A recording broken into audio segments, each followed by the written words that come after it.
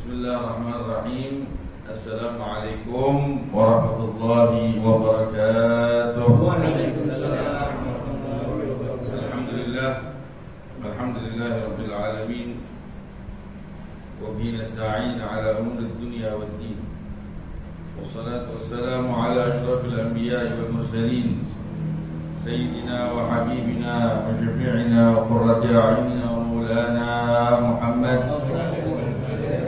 المبعوث رحمة للعالمين صلى الله عليه وعلى آله الطيبين الطاهرين وصحابته الغر الميامين والتابعين وتابع التابعين ومن تبعهم بإحسان إلى يوم الدين. سبحانك لا علم لنا إلا ما علمتنا إنك أنت العليم الحكيم. ربنا زدنا علما وارزقنا فهما وافتح لنا فتوح العارفين وفقهنا في الدين وعلمنا التأويل واهدنا إلى سواء السبيل وارزقنا فهم النبيين وحفظ المرسلين وسرعة إلهام ملائكة المقربين. اللهم أغننا بالعلم وزينا بالحلم وأكرمنا بالتقوى وجملنا بالعافية يا أرحم الراحمين. أما بعد، Alhamdulillah, puji syukur kehadirat Allah. Salawat dan salam tak lupa kita haturkan kepada junjungan kita Nabi Muhammad sallallahu alaihi wa alihi wasallam. Yang terhormat para habaib, para jamaah hadirin jamaah majelis ta'lim Dar Mustafa yang insyaallah pun dengan keberkahan ini kita berdoa sama-sama semoga kehadiran kita di sini menambah keberkahan, mengundang rahmat yang lebih banyak, ya, agar menjadi sabab terkabulkannya hajat kita, diampuninya segala dosa kita, amin ya rabbal alamin. Sebagaimana biasa, sebelum kita memulai, di mana kajian kita pada hari ini adalah kajian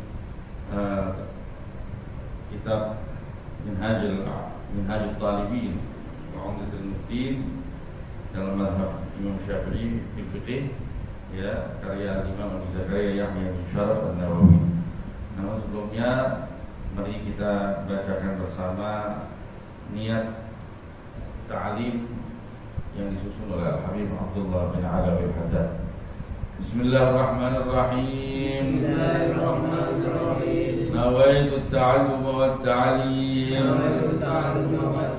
wat-tadhakkura wat-tadhkir wan-naf'a wal-intifa' wal-ifadata wal-istifada wal-hatha 'ala at-tamassuki bi kitabillah wa sunnati rasulillah wad-du'a ila al-huda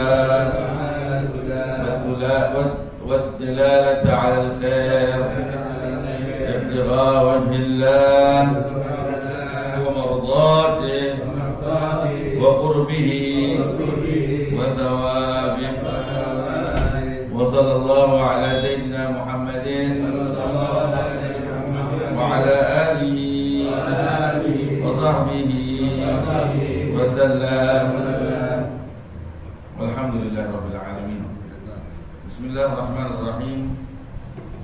Qala al-Imam Muhyiddin Abu Zakaria Yahya bin Sharaf an-Nawawi rahimahullah rahmatal abrar wa dama lana an-nafi' bi 'ulumihi wa bi asrarihi fid darain amin fi kitabihi Minhaj al-Talibin wa 'Umdat al-Muftin ila an qala radhiyallahu ta'ala anhu wa 'anna wa 'ankum ajma'in. Bab syurutus shalah. Syurutus salati khamsatun: ma'rifatul waqti wal istiqbalu wa satrul awrati wa awratul rajuli ma baina surratihi wa rukbatihi wa kadzal amatu fil asah wal hurrati ma siwa al wajhi wal kaffain wa syartuhu ma mana'a idraka lawn al basharah walau qilun wa ma'un kadir. Wal asah wujub at-tatayyun 'ala faqid ath-thawb wa yajibu satru a'lahu wa jawanibihi la asfalihi walau ru'yat 'awratuhu min jaybihi fi ruku'in aw ghayrihi lam yakfi falyazurruhu aw yashudda wasatahu walahu satru ba'dihha biyadihi fil asah fa in wajada kafi sawatayhi ta'ayyana lahuma aw ahadahuma fa qubulahu wa qila duburahu wa qila yatakhayyar. Bismillahirrahmanirrahim. Berkata Al-Imam An-Nawawi rahimahullah, semoga Allah merahmati beliau dan Allah berikan manfaat kepada kita melalui ilmu beliau dan rahasia Allah yang ada pada diri beliau yang kita rasakan insyaallah manfaatnya baik di dunia maupun di akhirat. Beliau berkata setelah kitab bab sifatus shalah, ya, beliau berkata bab syurutus shalah, bab tentang syarat-syarat salat, syarat-syarat sahnya salat. Disebut syurutus shalati khamsatun. Syarat-syarat salat ada 5. Syarat itu adalah sesuatu yang harus ada sebelum sholat dan keberadaannya harus terus berlangsung sampai akhir sholat. Yang dimaksud dengan syarat dalam sholat adalah sesuatu, itu yang 5, yang harus ada sebelum sholat dimulai dan terus ada sampai sholat Di antaranya disebut di sini 5. Pertama, ma'rifatul waqt wa istiqbal qiblah wa satrul awrah. 3. Sebelum yang lain, mengetahui waktu, masuknya waktu harus kita tahu.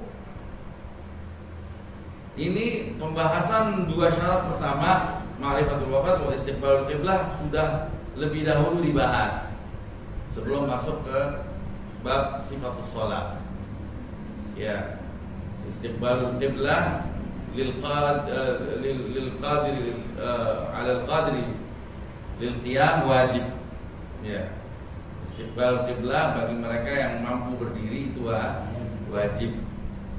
Ya.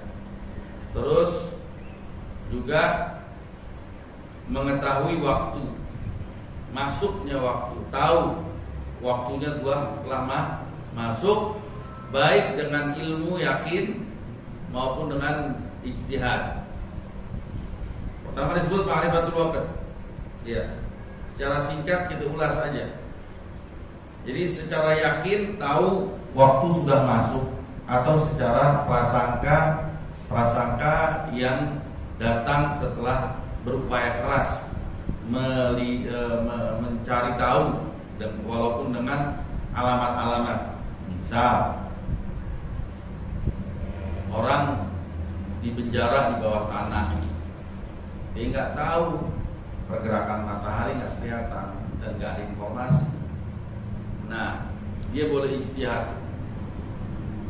Dia sadar dia pertama kali masuk, misalkan pas waktu subuh, misalkan, atau enggak waktu maghrib pas masuk waktu maghrib. Di dalam dia sholat maghrib. Nah, terus untuk sholat isya, dia kan mesti tahu masuk ke sholat isya. Tapi gimana caranya? Dia pakai, nggak bisa ngelihat langit, ngelihat mega merah apakah udah hilang atau tidak. Dia berijtihad. Saya biasanya kalau habis sholat maghrib saya ngaji 1 juz udah isya misalkan. Nah, kira-kira deh tuh, oh ini udah lewat kayaknya 1 juz, sudah masuk nih, udah prasangka udah. Biasanya isya 1 jam lah setelah maghrib, 1 jam lebih dikit atau dia tergantung lah. Ya udah masuk, terus dilaksanakan. Nah, kalau kita nggak ada upaya, main sholat aja, tahu-tahu habis salam diajak keluar, ternyata benar udah isya, tetap nggak sah. Jadi di dalam ibadat al-ibrah bi dhannil mukallaf wa bi nafsil amal. Yang menjadi patokan dalam ibadah itu terkait keabsahan ibadah yang dilakukan, itu patokannya adalah prasangka si hamba. Beriringan juga dengan kenyataan sesungguhnya. Dua ini, prasangka hamba sama kenyataan sesungguhnya. Misalkan kita di dalam tadi tuh di bawah tanah, kita nggak berijtihad, main asal tabrak aja, udah sholat isya, nggak pakai ada perkiraan, nggak ada pakai apa. Tahu-tahu kenyataannya benar, udah masuk isya, nggak sah. Kenapa? Walaupun kenyataannya ada, tapi satu prasangka nggak ada. Atau dia berupaya maksimal, ijtihad, dia sholat isya, pas dia lihat ternyata belum masuk isya, pun juga nggak sah, harus diulang. Jadi harus dua, prasangka dan kenyataan sesungguhnya. Tapi kalau kenyataan sesungguhnya nggak kelihatan, oh kita di penjara lama di dalam, cukup pakai prasangka, gitu, ya. Itu penting, itu syarat kita wajib sah sholat. Kita harus tahu, walaupun dengan prasangka yang muncul akibat upaya maksimal ijtihad, ya, tentang itu syarat sahnya sholat.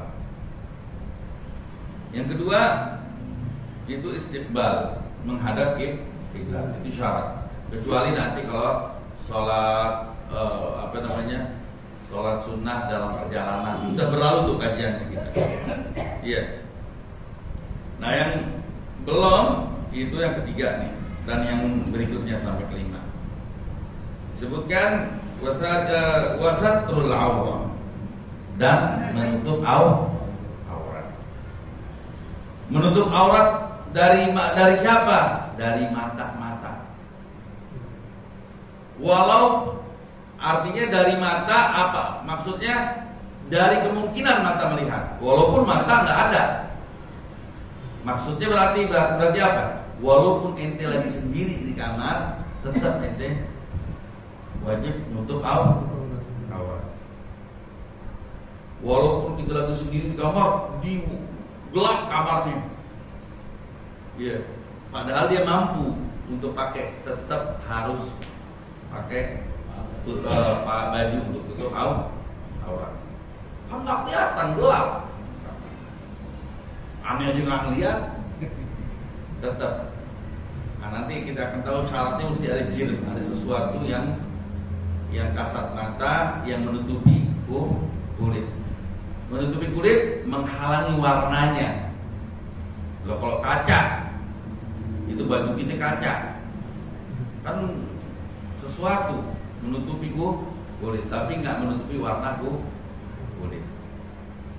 Makanya orang yang pakai kain terlalu tipis, bebayang, sampai kelihatan warna kulitnya coklat, itu nggak sah menurut mazhab. Apalagi habis cara putih, habis itu kena air, geplak, kelihatan, itu nggak sah. Dasarnya apa? Dasarnya Al-Quran, sebelum hadis, sebelum ijma'nya ulama. Disebutkan khudhu zinatakum 'inda kulli masjid. Ya, gunakanlah pakaian keindahanmu ya di dalam menutup aurat di saat Anda hendak ke masjid untuk melakukan sholat. Ya, tafsir Ibn Abbas berkata al-murad bi athiyab sholat. Yang dimaksud dari ayat tersebut menurut Ibn Abbas maksudnya pakaian di saat sholat. Ya, dan Rasulullah SAW bersabda, la yaqbalullah salata haidin illa bi khimarin. Allah tidak akan menerima sholat perempuan yang sudah haid, maksudnya sudah balik, bukan dalam keadaan haid. Maksudnya dia sudah balik, kecuali apabila dia menggunakan kerudungan, khimar.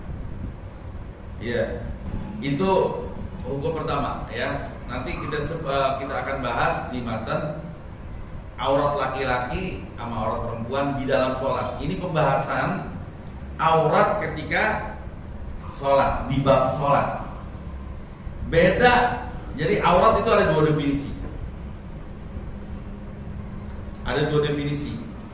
Di bab sholat itu yang dimaksud dengan aurat adalah sesuatu anggota badan yang wajib ditutup tatkala sholat.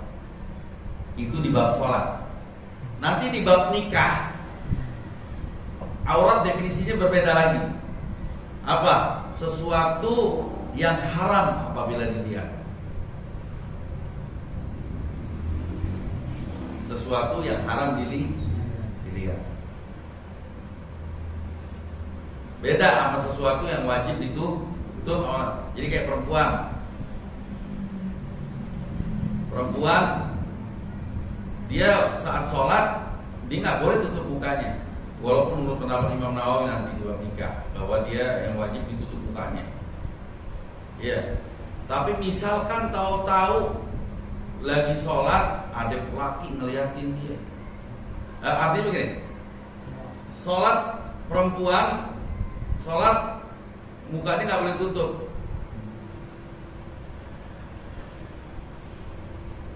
Bukan nggak boleh tutup, maksudnya nggak apa-apa kalau nggak ditutup. Yang penting jidat nggak kebuka gitu kalau pas lagi sujud. Andai kan dia sholat pakai cadar nggak masalah, iya. Tapi di saat sholat mau sujud diangkat gitu, dia punya cadar, dia sujud. Nah, andai kan dia nggak pakai cadar pun juga nggak apa-apa, sah sholatnya menurut mazhab Imam Nawawi ini. Tapi kalau kita sebagai laki-laki haram tetap melihat mukanya. Haram lihat mukanya. Jadi beda definisi aurat di bab nikah, ya, di bab mahramiyah sama di bab sholat. Kalau di bab sholat sesuatu yang wajib ditutup. Kalau di bab nikah sesuatu yang haram dilihat. Itu nanti hasil dari definisi ini terkadang hasilnya beda. Bahkan sepakat baik Imam Nawawi maupun Imam Rafi'i. Imam Rafi'i bilang di luar sholat ya muka sama tangan nggak apa-apa, nggak ditutup. Tapi kalau Imam Nawawi di luar sholat harus ditutup muka sama tangannya. Ya, dan itu yang mu'tamad yang diamalin di Mekah, di Hadramut, ya, bercadar. Nah, menurut Imam Rafi'i yang umumnya diamalin di mayoritas negara Islam sekarang itu boleh terbuka. Nanti ini dibandingkan cuma ini iseng aja. Nah, istirjalan lil faedah, itu mempercepat faedahnya. Menurut Imam Rafi'i di luar sholat perempuan nggak apa-apa membuka-buka dan tangannya, tapi tetap haram bagi laki-laki melihat wajah tanpa hajat, dan apalagi darurat, ya tanpa hajat. Kalau ada hajat, misalkan dalam perdagangan atau dalam pengobatan, nah itu nggak masalah, ya. Dan apabila perempuan itu merasa dilihat sama laki-laki, dia wajib menutup mukanya. Hatta menurut mazhab Imam Rafi'i. Berarti ini nomor jauh. Dia ngambil mazhab yang boleh, maksud tetap mukanya. Tapi orang makin dapat ambil mukanya. Jalan. Jadi ini sekarang yang kita bahas aurat di bab sholat. Ya, anggota tubuh yang wajib ditutup tatkala sholat. Nah, kalau misalkan kita nggak bisa nutup, nggak punya baju, atau baju semuanya najis, nggak ada yang nggak bisa dicuci, atau antum dalam keadaan terasing atau gimana keadaannya, antum lagi nggak bisa menggunakan pakaian, sholat dalam keadaan telanjang, wajib tetap sholat. Yang namanya sholat tetap wajib, dan sempurnakan ruku maupun sujudnya. Dan menurut pendapat yang sahih nggak perlu diiadah, nggak perlu diulang. Tatkala akhirnya di kemudian hari ternyata dapat pakaian, berarti yang selama nggak dapat pakaian itu gimana hukumnya? Sah, tapi harus diulang nggak perlu.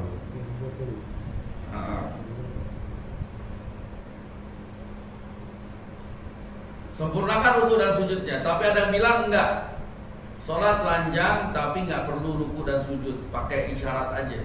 Kenapa? Karena kalau ruku dan sujud kan makin kelihatan. Iya, makin kelihatan. Apa hikmah kita tutup aurat walaupun kita dalam keadaan sendiri? Ya enggak, padahal Allah Subhanahu wa taala ya, kita mau pakai nggak kita pakai juga, Allah nggak ada hal yang bisa menutupi pandangan Allah. Ya, Allah nggak bisa ditutupi pandangannya. Ya, hikmahnya ya mimbabil adab, sebagaimana halnya antum tatkala bertemu dengan para pembesar, antum menggunakan baju yang bagus, ya. Begitu juga tatkala antum hendak bertemu dengan pembesar dari para pembesar, yaitu Allah Subhanahu wa ta'ala. Ya. Istijalan faedah lagi, nutup aurat itu wajib loh, walaupun di luar sholat, walaupun itu sendiri. Nah, tadi kan kita lagi bahas kalau sholat sendiri di kamar wajib tetap, karena kan ada Allah. Misalkan nggak ada Allah, duduk di kamar aja pengen panjang-panjang aja gitu. Ini tetap wajib, walau fil khalwah, illa li hajat, kecuali ada hajat, walaupun sedikit hajatnya. Misalkan mau adem, ada hajat, adem misalkan, nggak ada AC, bisa. Ya, orang-orang suka telanjang badan tuh. Iya, kalau di depan orang, iya itulah punya ilmu, paling nggak pusarnya itu jangan sampai kelihatan. Iya. Jadi yang namanya nutup aurat itu wajib walaupun di luar sholat, walaupun dalam keadaan sendiri. Kecuali ada hajat, misalkan mau mandi kan hajat. Walaupun anjurannya dan amal salafnya para orang tua tuh mandi nggak ada melanjang bulat, mereka pakai kain tipis. Iya. Dia tetap malu di hadapan Allah, merasa dilihat sama Allah Subhanahu wa ta'ala. Nah, sekarang wa auratul rajul di bab sholat. Aurat laki-laki, ya, baik hamba sahaya maupun itu anak kecil, di saat dia dituntut untuk menutup aurat. Misalkan anak kecil yang melaksanakan haji, kan dia wajib tawaf tuh. Tatkala diniatin hajinya atas nama orang tuanya yang niatin. Nah, itu anak saat tawaf itu harus tutup aurat. Gitu. Nah, auratnya antara pusat dan kaki. Ma baina surrati wa rukbati, antara apa? Pusar dan kedua lututnya. Lima rawal Harith bin Abi Usama an Abi Sa'id al-Khudri radhiyallahu ta'ala anhu anna Nabi sallallahu alaihi wasallam qala, Rasulullah bersabda, diriwayatkan oleh Abi Sa'id al-Khudri, auratul mu'min ma baina surratihi wa rukbatihi. Ya, auratnya orang yang beriman laki-laki itu antara pusar dan kedua lututnya. Imam Al-Baihaqi menegaskan, iya, wa idza zawwaja ahadukum amataha 'abda aw ajirah fala tanzur ila amatu ila auratihi wal aurah ma baina as-surrah wa rukbah. Apabila engkau hendak mengawinkan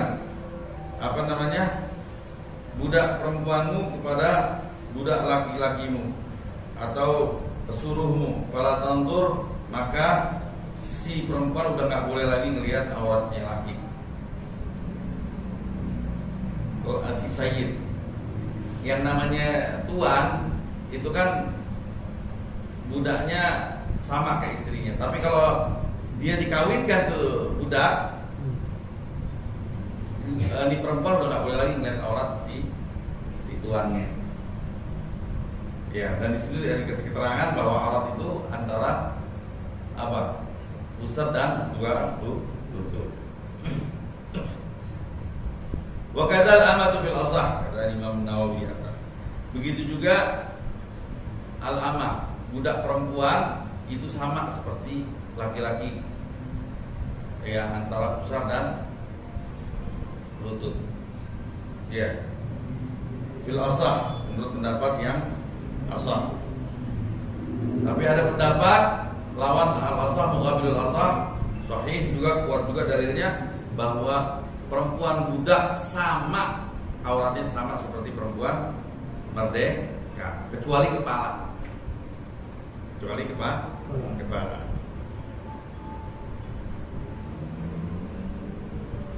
Ada lagi pendapat yang mengatakan auratnya pelayan, ya, sama seperti auratnya perempuan terhadap perempuan yang lain, yaitu mayablu 'indal mihna.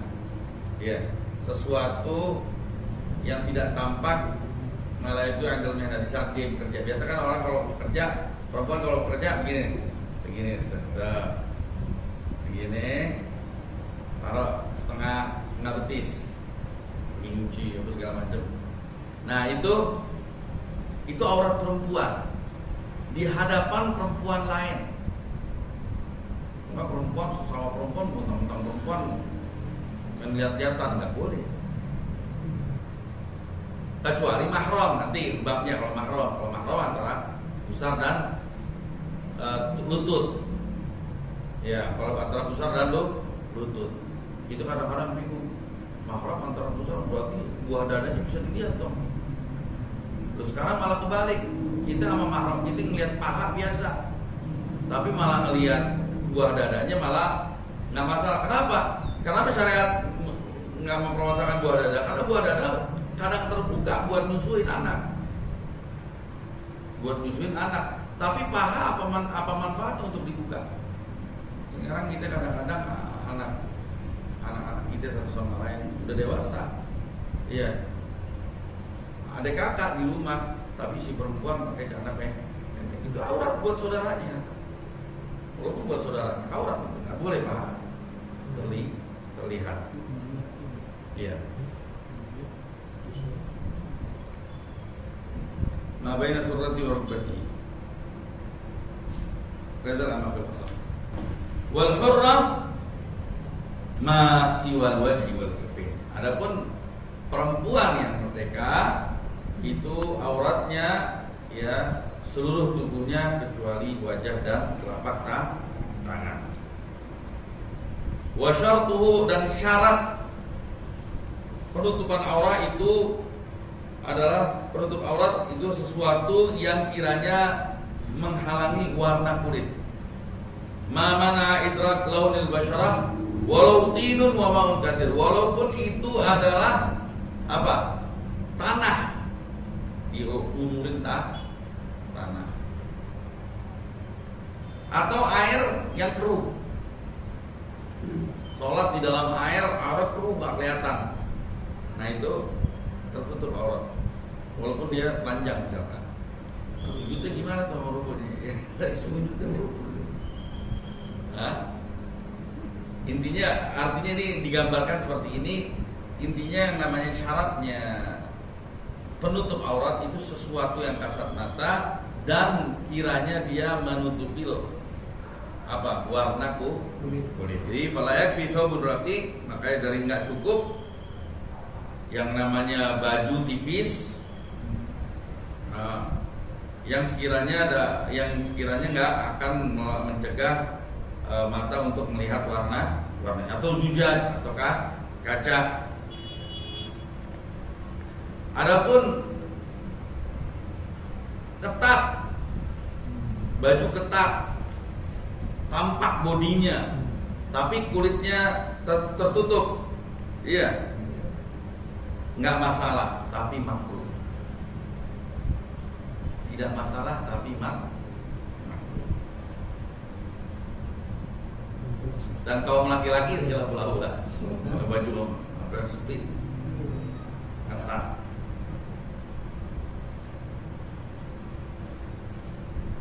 Walau tidak. Wal asah wujubu tatayyun ala faqid thawb. Nah, sekarang andaikan orang nggak kehilangan baju, terus dia waktunya mau sholat, kan tadi kita katakan sholat dia dalam keadaan telanjang, menyempurnakan ruku dan wudu, sujudnya. Ada yang bilang nggak perlu menyempurnakan wudu dan ruku dan sujud, hanya mengisyaratkan aja. Nah tapi kalau dia nggak ada baju tapi ada tanah, ada belok, wajib nggak kita menggunakan tanah? Al-asah wujubu tatayyun ala faqid thawb. Ya, selagi ada tanah, wajib melumuri badan kita dengan tanah untuk menutup aurat guna keabsahan sholat. Berarti lawan dari pendapat ini, dan ini juga kuat pendapatnya, nggak wajib. Artinya boleh kita sholat walaupun dalam keadaan telanjang. Nah, di antara syarat aurat ini penting. Wa yajibu satru a'la wa jawanibihi la asfala. Wajib menutup bagian atas dan kanan kirinya, sisi kanan dan sisi kirinya, tidak bawahnya. Misal kita pakai celana di bawah pusar, terus kita pakai baju, jadi pusar ketutupan sama baju. Cuman jeb, ini namanya apa sih? Kerah ya? Lingkar kerah ya? Lingkar kerahnya lebar. Tatkala sujud kelihatan tuh pusar dari dalam sujud. Kayak perempuan ya belanja kadang-kadang nggak ada Aneh heran nih kan. Heran aneh. Kadang-kadang mereka keluar pakai baju tidur. Baju tidur dipakai buat keluar. Itu nggak boleh. Aurat yang terlihat dari atas membatalkan sholat. Lagi ruku kelihatan gitu, batal. Makanya aman kita tetap angkat kalau lagi sholat tuh kain kita angkat di atas pusar. Kain kita angkat di atas pusar karena kita nggak tahu ntar akan terbuka apa enggak nih. Ya kecuali kita pakai baju kaos ngepret. Nah juga sisi kanan sisi kiri bukan berarti ada dua helai terus dipegangin gitu, depan nutupin belakang sama depannya, terus dia sholat nggak bisa tetap karena kanan kirinya kelihatan. Nah tapi kalau bawah gimana? Misalkan ada rumah tingkat, daknya dari kaca, kita sholat di atas pakai kain, yang bawah kan kelihatan, bisa ngeliat di atas, nggak masalah.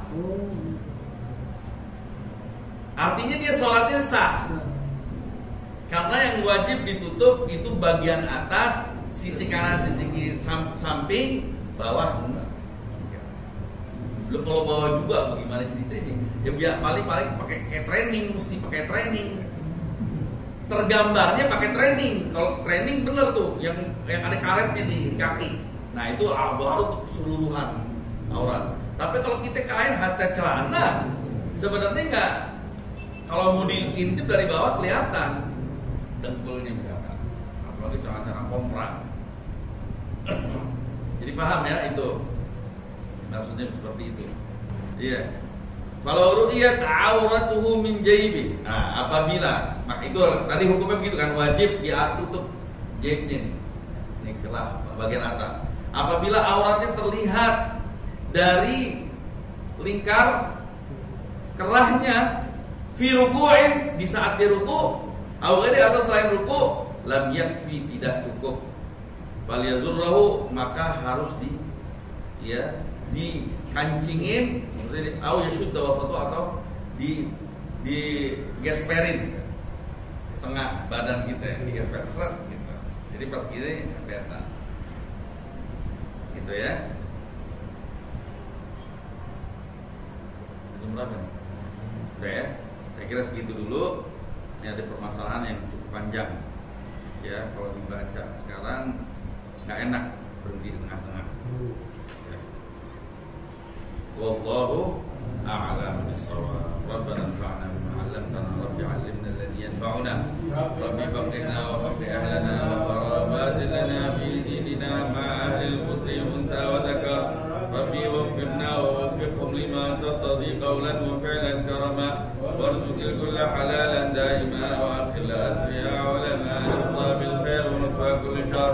Rabbana aslih lana kulla shu'un wa qarrab ar-ridha minka al-'uyun waqdi 'anna rabbana kulla duyun qabla an ta'tiyana rusul al-maut waqfi wasfur anta akram al-sadar wa salatullahi tamsha al-mustafa man ila al-haqqi da'ana wal wafa fi kitab al-khir an-nas shifa wa 'ala al-ali al-kiram al-shurafa wa 'ala ashabi al-masabi al-farah. Allahumma bina bina waj'alna mimman yasari birak wa la tuwallina wa yasfi'ak wa la taj'alna mimman khalafa amraka wa 'asak wa hasbunallahu wa ni'mal wakeel wa la hawla wa la quwwata illa billahi al-'aliyyil 'azim. Wa sallallahu ala sayyidina Muhammadin wa alihi wa sallam. Alhamdulillahi rabbil 'alamin. A'udzu billahi minasy shaitanir rajim. Bismillahirrahmanirrahim. Alhamdulillahi rabbil 'alamin. Ar-rahmanir rahim. Maliki yawmiddin. Iyyaka na'budu wa iyyaka nasta'in. Ihdinas siratal mustaqim. Siratal ladzina an'amta 'alaihim ghairil maghdubi 'alaihim waladdallin.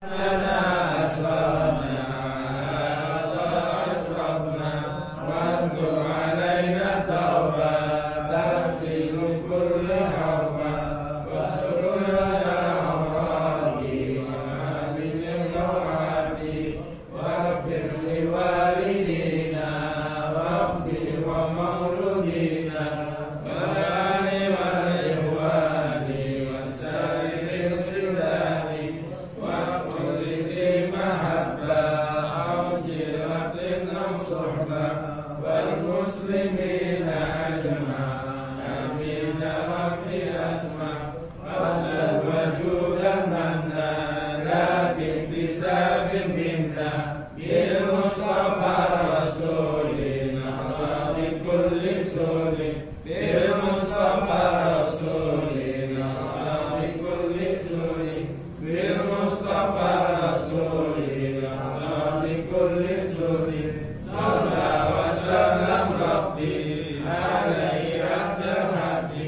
wa